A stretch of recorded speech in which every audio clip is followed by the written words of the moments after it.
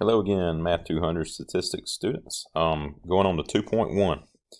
So 2.1 is about frequency distributions and ways that we can display data that way. So all of chapter 2 is descriptive statistics, which again, what that means, ways that we can describe the data, ways that we can present the data and show it. So frequency distribution is one way we can do that. Important characteristics to look for when organizing, describing a data set are its center, its variability. Variability means how spread out the data are, and its shape. All right, so we'll talk more about those later.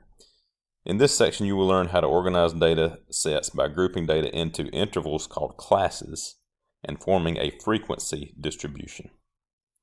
Frequency distribution is a table that shows classes or intervals of data entries with a count of the number of entries in each class. The frequency F of a class is the number of data entries in that class. So we're taking data basically and we're dividing the data up into I guess levels. So if you take let's say you take the weights of all the students in the class, and let's say you have one class or bin of data where you say, okay, this is how many students weigh between 100 and 120. This is how many students weigh between 120 and 140. This is how many students weigh between 140 and 160. So you have these bins that you're putting these groups, these students all into. They all are going to go into a bin or a category. But the word they use here is called a class or an interval. So if I said, 160 to 180, that's a class. That students that are between those weights are going to go into that class. And so however many number of students that's the frequency of that class. Okay. Each class has a lower class limit, which is the least number that can belong to the class, and an upper class limit, which is the greatest number that can belong to the class. Notice over here on the left margin, we have a frequency distribution. And notice that the first class goes from 1 to 5. Notice that the second class does not go from 5 to 10, it goes from 6 to 10. So there is no overlap here. There is no intersection between the classes. If this class stops at 5, the next class has to start at 6. This second class stops at 10, so the next class has to start at 11, and so on and so forth. All right. Important concept right here. The class width is the distance between the lower limits of consecutive classes, or you could say it's the distance between the upper limits of consecutive classes. This can really confuse students. Class width. You might say, okay, this class goes from 1 to 5, so the width of that class is 4. And you would be wrong, even though I understand why you would say that. To get the class width, you don't subtract the upper limit of the class and the lower limit of that same class. You subtract the lower limit of the next class with the lower limit of the class before it. So not 5 minus 1, but 6 minus 1, or 11 minus 6, or 16 minus 11, or 21 minus 16, and so on. Or you could do the same thing with the upper class limits. You could say it's 10 minus 5, or 15 minus 10, or 20 minus 15. So the class width here is 6 minus 1, which is 5, or 11 minus 6, which is 5, or 10 minus 5, which is 5, or any of those ways to compute the class limit, the class width. But you cannot say that, well, it's 5 minus 1, which is 4. That will get you the wrong answer. All right, the difference between the maximum and minimum data entries is called the range. All right, so you take the very lowest number in the data and the very highest number in the data. Let's say we have a class full of students, and we take the lowest weight in the class was 120, and the highest weight in the class was 320. Okay, so the range would be 320 minus 120, which would be 200. So that would be the range of the example I just made up. All right. These guidelines will be very good for you to follow when constructing a frequency distribution. First, decide on the number of classes to include in the frequency. distribution. The number of classes should be somewhere between 5 and 20. Otherwise, it may be difficult to detect any patterns. Somewhere between 5 and 20. Find the class. Usually in the problem, it's going to tell you how many classes to use. Find the class width as follows. Determine the range of the data. Okay, this is important. The class width, you're going to find the range. In other words, take the highest data entry and the lowest data entry and find the difference between them. That's the range. Then divide that range by the number of classes. Okay?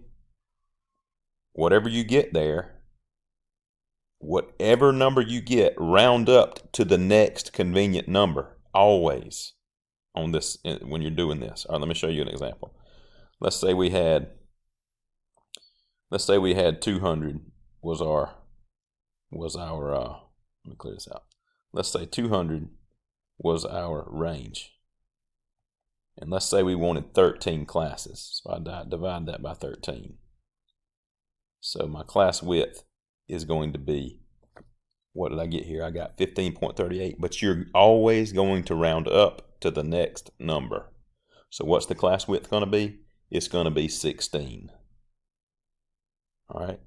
Let's say I wanted 10 classes. This is going to blow your mind maybe a little, but if I wanted 10 classes and my range was 200, I divide by 10.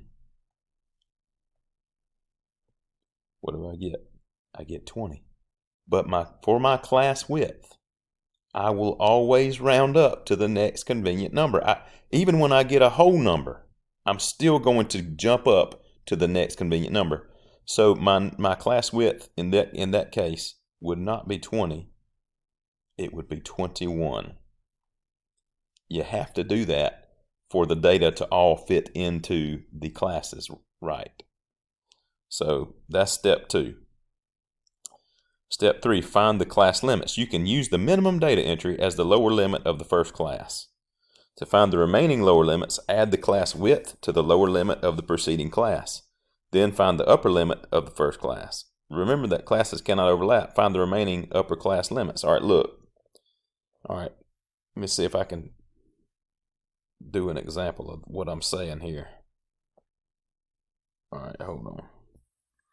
Okay, so I'm going to use this example. This is an example on the next page. It gives me these are the prices of 30 GPS navigators. So I know we all use our phones now, but when this book was made, these things were a lot more popular. Construct a frequency distribution of all this data that has 7 classes. All right. So step 1, decide on the number of classes. That's done for us. It's going to be 7. Step 2, find the class width by finding the range and dividing the range by the number of classes. So that's my next step. So I got to find the biggest entry, which I see right here is 340. So 340 minus, I got to find the lowest one also. I hope I can see it. Is it 90? No, there's 85. That's lower. There's 65. That's even lower. Anything lower than 65? No. So 340 minus 65. That's going to be 5 and then 3 and then so 275 is the range, and I have to divide that by 7 because that's the number of classes. And so that's going to be 275 divided by 7. 275 divided by 7 is 39.28 blah blah blah. What are we going to use for my class width then? I'm always going to round up to the next number, so 40. So my class width is going to be 40.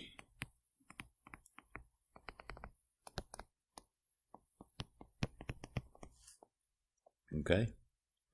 Step 3, find the class limits. You can use the minimum data entry as the lower limit of the first class. Okay, the minimum data entry was 65. So here's my classes. It's going to be, my first class is going to go from 65, and then my second class is going to start 40 more than 65. So that's going to be 105. My third class is going to be 145. My fourth class is going to be 185. My fifth class is going to be 225. My sixth class, I'm going to write it over here so something about out of room. My sixth class is going to be 265. And my seventh class is going to be 305. Now, what are going to be the upper class limits? Well, this is going to go from 65 to what? It's got to stop one less than the 105, so it's got to stop at 104. And then I could just add 40 to 104 and just add 40 all the way down, or I could just always stop one less than what I just figured out. So this is going to be 144. Whichever one's easier for you to think about is fine. 184, 224, 264, 304, and then this one I'm going to have it's got to be 40 more than 304, so 344. And now all of this data are going to fall into these categories, okay? So I'm going to make tally marks to make sure I get this right. I'm trying to give you a thorough example here. So I'm going to go down the line. 128, where does that go? 128 goes right here. 100, that goes right here. I'm just going down the line right here. 128, 100, the next one's 180. 180, I'm looking right here. If you're wondering where I'm looking right here. 180 goes right here. 150 goes right here. 200, 90, 340, 105, 85, 270, 200, 65, 230, 150, 120,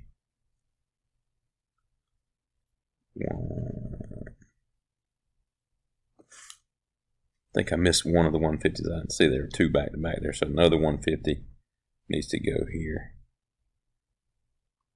And then I already did the 120. Now I'm on 130. 130, 80, 230, 200, 110. This is pretty tedious, isn't it? 126. It's really easy to make an error too. It's really easy to forget where you are, skip a number, that kind of thing. 126. 170, 132, 140, 112, 90, 340, 170, 190. All right, so my frequency distributions are, for the first class it's 6, for the second class it's 9, for the third class it's 6, 4, 2, 1, and 2. Okay, the total of all these frequencies, let's add these up. 6 and 9 is 15, plus 6 21, plus 4 is 25, 26, 27, 28, 29, 30. The total is 30. Let's make sure that matches. We should always make sure that matches the total entries here. Well, there's 3 rows, and there are 1, 2, 3, 4, 5, 6, 7, 8, 9, 10 in each row. So 3 rows by 10 in each row, that's 30. So it does match. That's a good sign. That means we probably did it right. Okay. here's the example. This is the next page of the textbook. This is where I got this example from. And so we have made our frequency distribution.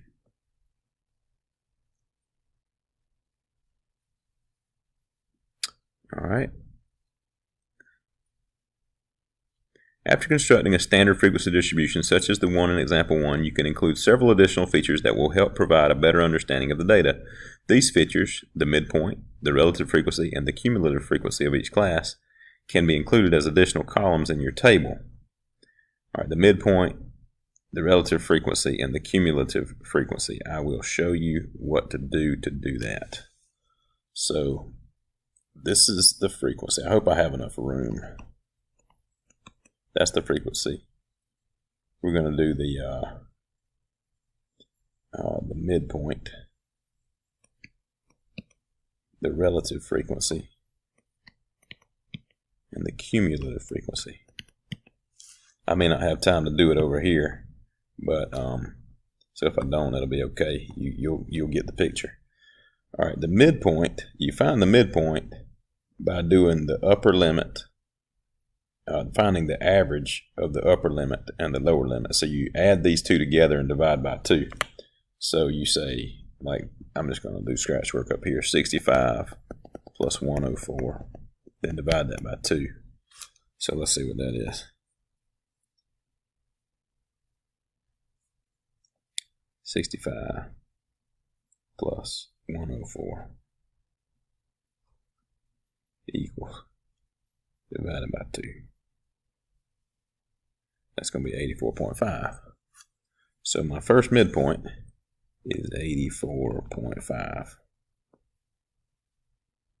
All right, then to get the next midpoint, you could do the same thing. You could say 105 plus 144 and then divide that by 2. Or we know that each successive midpoint is going to be 40 more than the previous one because that's according to my class width. So this is going to be 124.5 and 164.5 and 204.5 and 244.5 and so on. Again, I don't have room to do it over here, but you get the picture. Okay. Now, the relative frequency is kind of the percentage that that falls into this bin. Like it's 6 out of 30. So the relative frequency here is 6 out of 30. I'll say 6 divided by 30, and that will give me, where's my calculator? There it is. 6 divided by 30. It's going to be 1/5, and that's 20%. 0.2 or 20%. I can say 0.2 or I could say 20%. It really doesn't matter if you express that as a decimal or as a percent.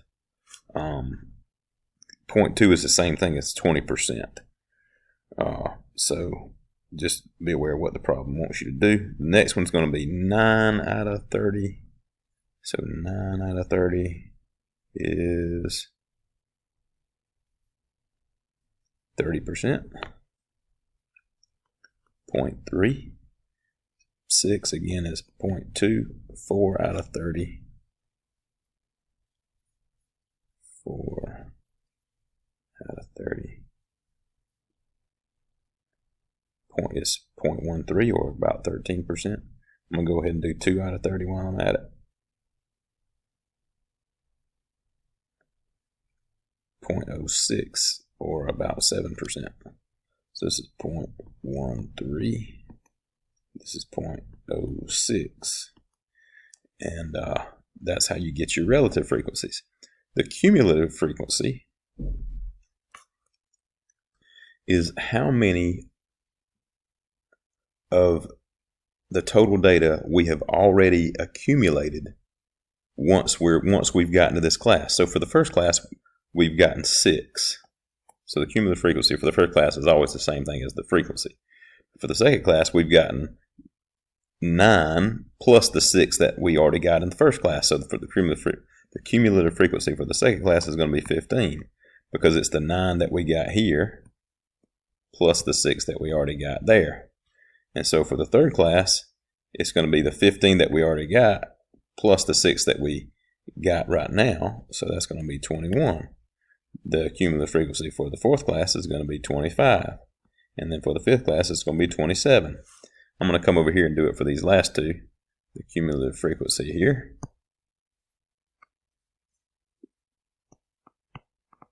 is going to be 29. And the cumulative frequency for the last class, I'm sorry, this should have been 28. 28 because 27 plus 1 is 28. And the cumulative frequency for the last class is 28 plus 2, which is 30. And you'll always end up with this last cumulative frequency being exactly the same thing as the total number of data points. All right. You could even do something called cumulative relative frequency, which the book doesn't talk about, but I'm going to tell you about. So the cumulative relative frequency is going to be 0.2 for the first one, but then because it's that, but then for the second one it's going to be 0.2 that we've already gotten plus the 0.3, so the next one will be 0.5. That means 50% of the data have already been gathered just in the first two classes. And then the cumulative relative frequency for the third class is 0.2 plus the 0.5, so it's 0.7, and so on and so forth. All right, I won't go any further than that. And here is the same thing that we just did that's shown in the textbook for the same example.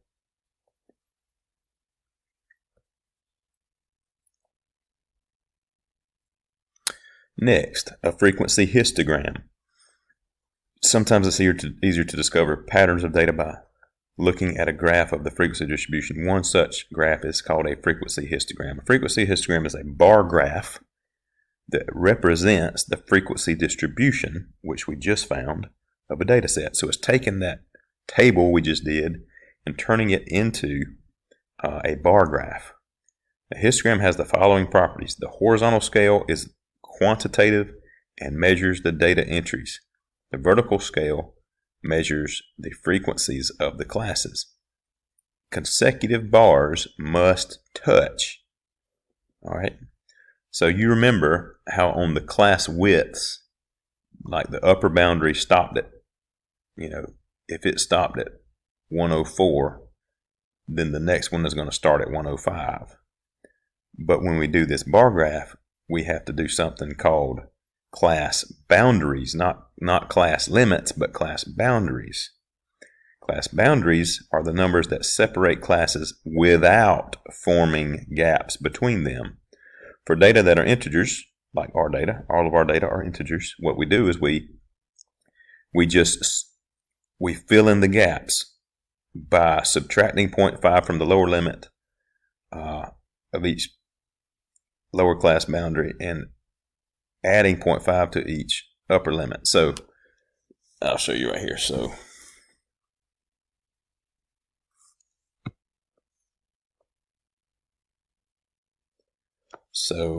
my class boundaries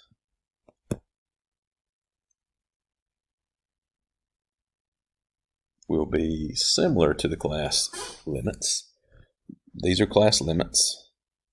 Class limits. So this is a lower limit and an upper limit. Okay, but the class boundaries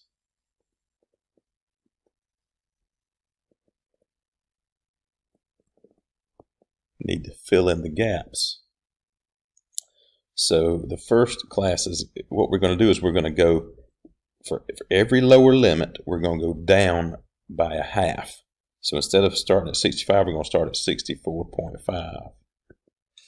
And then every upper limit is going to go up by half. So it's not going to be 104, it's going to be 104.5.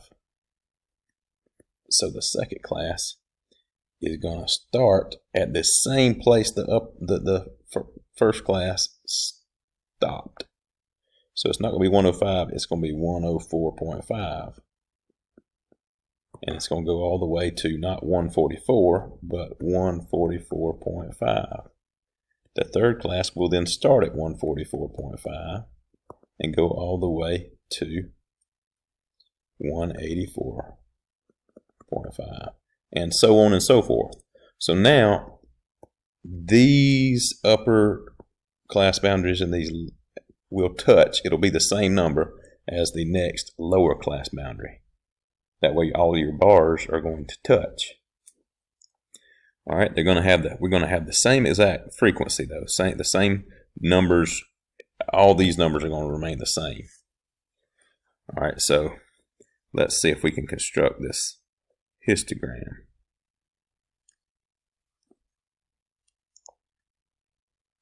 Okay, so let me show you.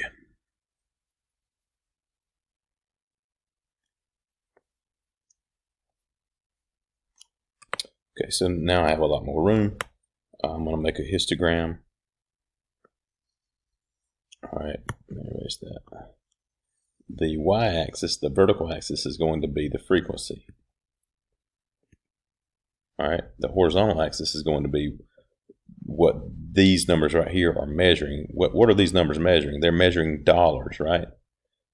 All these numbers are talking about dollars, the prices of those navigation systems. And they could be, it might not be the dollars in another example, it might be something else, but in this case it's dollars. Notice that my first class starts at 64.5. So I'm going to do one of these guys.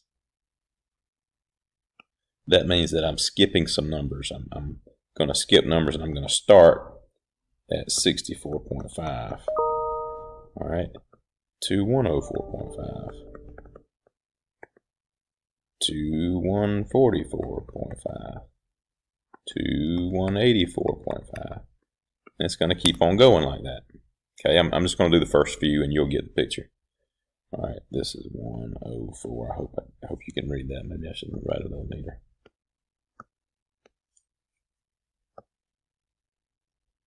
I don't think it's going to let me change that. But anyway, 104.5. All right, now the frequencies. What are these frequencies? Well, they're numbers like 6, 9, 6, 4, 2. So maybe I can just count by twos. 2, 4, 6, 8, 10.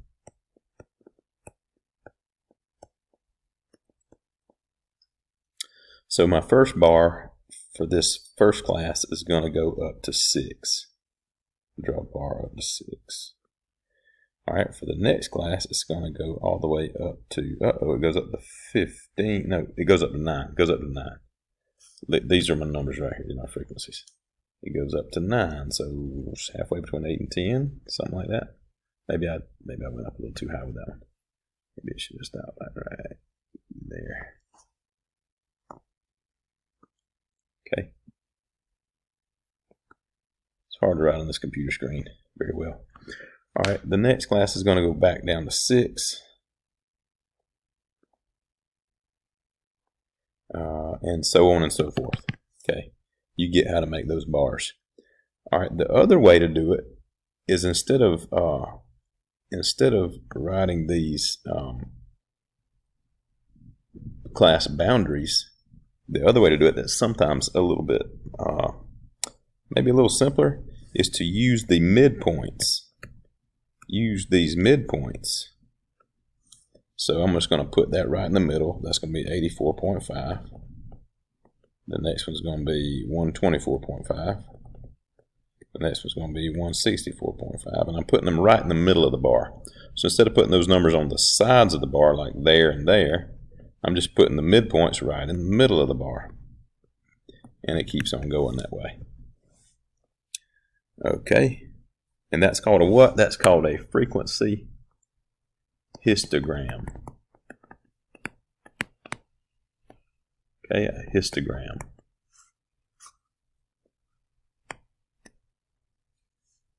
All right.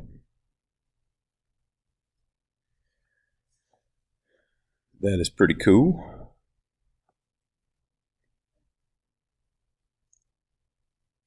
All right. There's a lot of other kinds as well, a lot of other kinds of graphs we can make. One's called a frequency polygon. I'm just going to show you the example in the book here. The prices of the GPS navigators. All right, So notice that.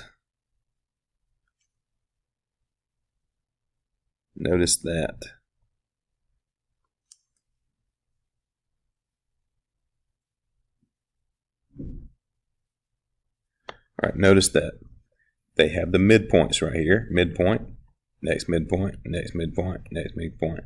And so they have the midpoint, and they have this point right here at 6.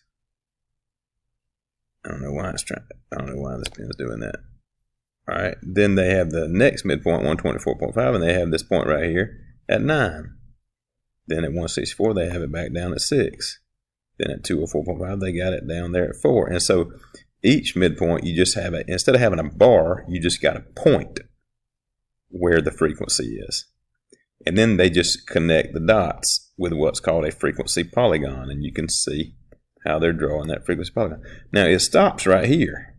That's the last midpoint, and the last frequency was 2. But notice how both at the beginning and at the end, they just go one more down, one more midpoint down. So they subtracted 40 from 84.5 and got 44.5, and they always want to have a point down there and starting at 0. And the last midpoint was 324.5, but they added 40 to that to get one more midpoint, which actually isn't even in our data, which is 364.5, and there's nothing, obviously there's no data for that, so it's at 0. All right, so the polygon, they always want it to start at 0 and end at 0, and the rest of these, you can see where those points come from. They come from the frequencies for those classes and the midpoints of those classes, and then they just connect the dots. That's called a frequency polygon.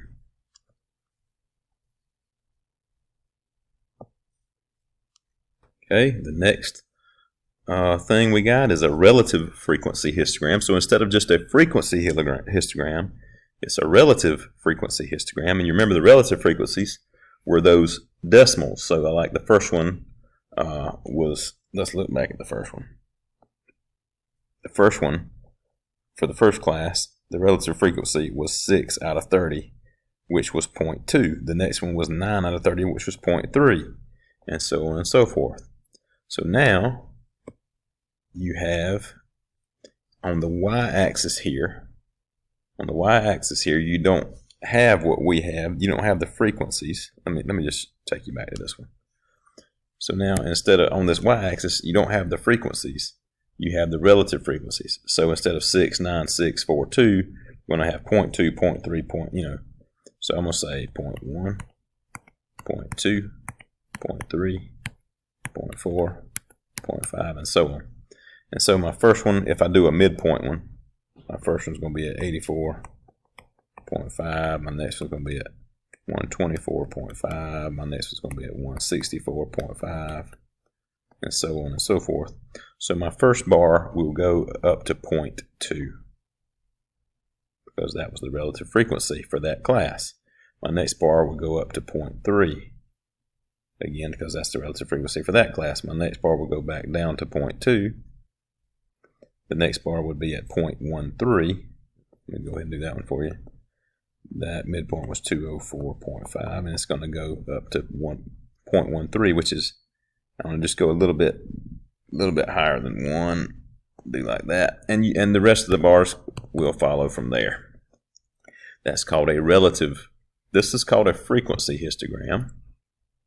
This is called a relative frequency histogram. Okay, and we just did a frequency polygon right before that.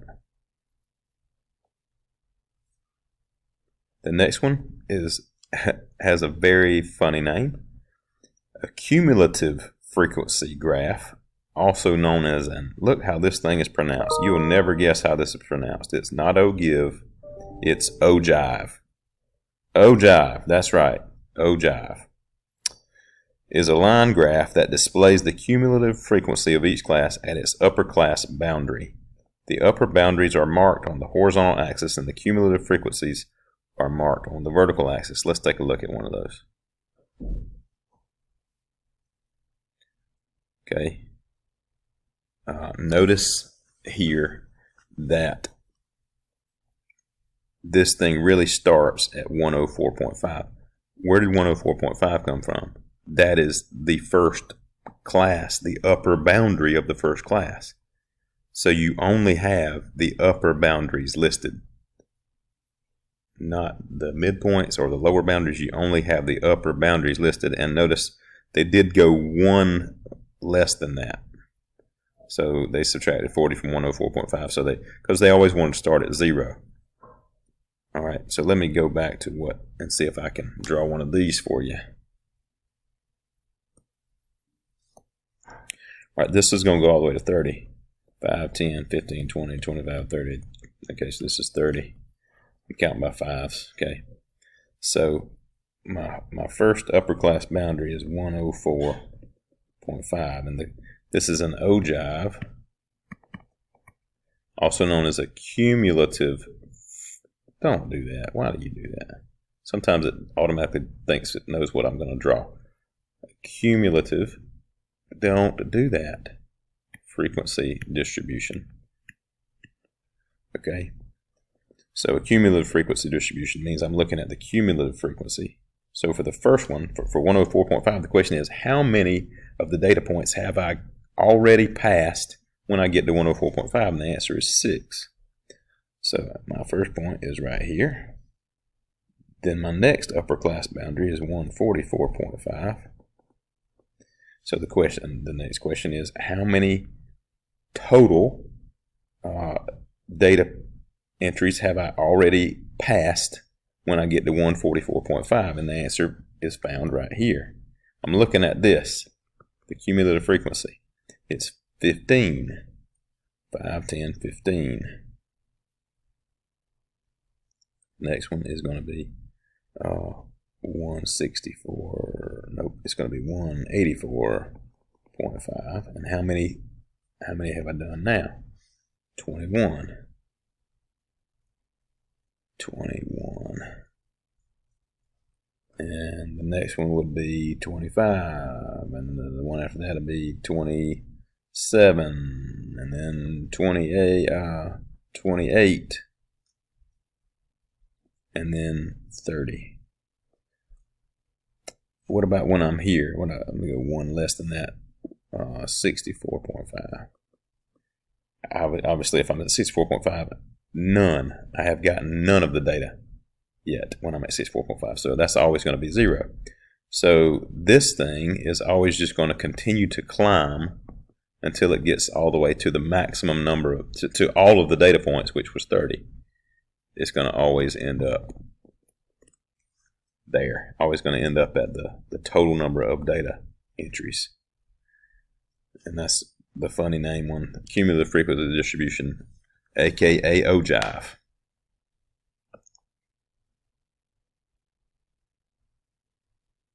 Okay, if you have access to technology such as any of these, which we do, the TI-84 Plus, you can use it to draw the graphs discussed in this section. All right, let me see if I can figure out how to do that, and then I will show you. Okay, good. Here are actually a good set of instructions in the margin of our textbook for the TI-84. What we will do is we will go to Stat, and then hit Edit. So I click the Stat button, that's right here. Then I go to Edit. I'm going to edit my lists. In L1, I'm going to enter all the midpoints. So that was, the first one, 84.5, 84.5. Enter. The next one was 124.5. And they're just all 40 apart. So let me just enter them all, 164.5. 204.5.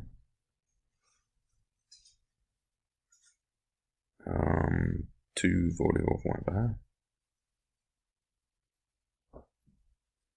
284.5,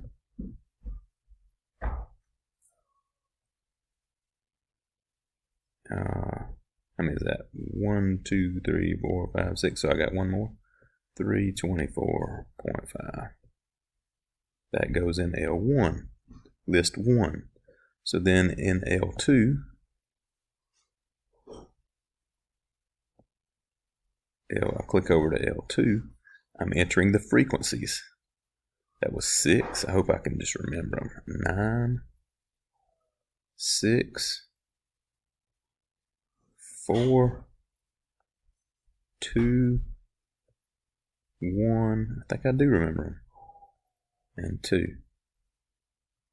So I've entered the midpoints in L1 in list 1. I've entered the frequencies in L2, and then it says to go to second stat plot. So stat plot is right here above y equals second. In blue here above the y equals stat plot. Turn on plot 1. Hit enter. We're going to click enter on. We want to do a bar graph.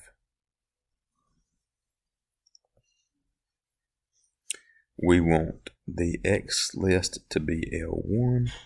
We want the frequency to be L2. So to make this be L2, look above the number 2 that you'll see in blue, L2. So for a frequency, I'm going to hit second L2. And then it says hit zoom 9. So if I hit zoom, go down to option 9, that is zoom stat. So it's going to zoom according to our statistics. Hit enter on that. And looky there. Let me clear out my Y. I've got this other thing entered from a different class. Go to graph. And there's my histogram, I do believe. And that looks pretty good for this histogram.